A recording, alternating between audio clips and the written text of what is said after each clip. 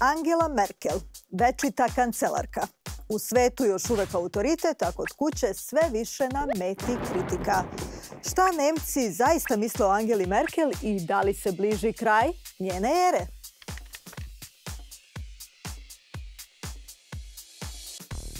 Angela Merkel i dalje uživa veliku podršku građana, ali ih sve više izbunjuje.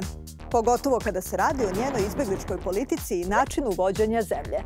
Svaki peti Nemac kaže da su mirnoća i opuštenost kancelarkine jače strane. Istovremeno, isto toliko Nemaca kao najveći nedostatak Angele Merkel ističu njenu neodlučnost. Svaki 10. Nemac ceni njen ugled u svetu, dok 23% građana kritikuje njenu sklonost da čeka da se problemi reše sami od sebe. Nemci zapravo u jednoj osobi vide dve kancelarke. Angeli Merkel mnogi prebacuju da nije bliska građanima, da ne želi da prizna sopstvene greške, da se svim silama trudi da ostane na vlasti i da prečesto menja kurs.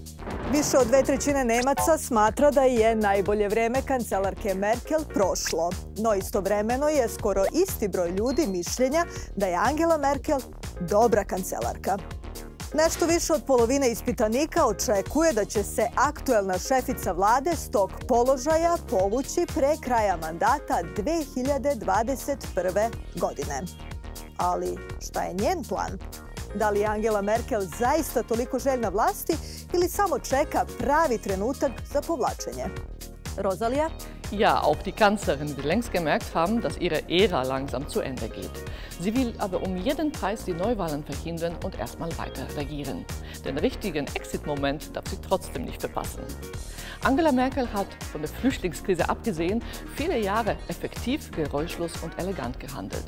Heute ist sie die mächtigste Frau der Welt. Wenn sie als solche von der Bühne gehen will, darf sie nicht zu lange warten. Ako ipak ostane do kraja, Angela Merkel će po broju godina na vlasti dostići dosadašnjeg rekordera Helmuta Kohla, kancelara ujedinjenja i njenog političkog mentora.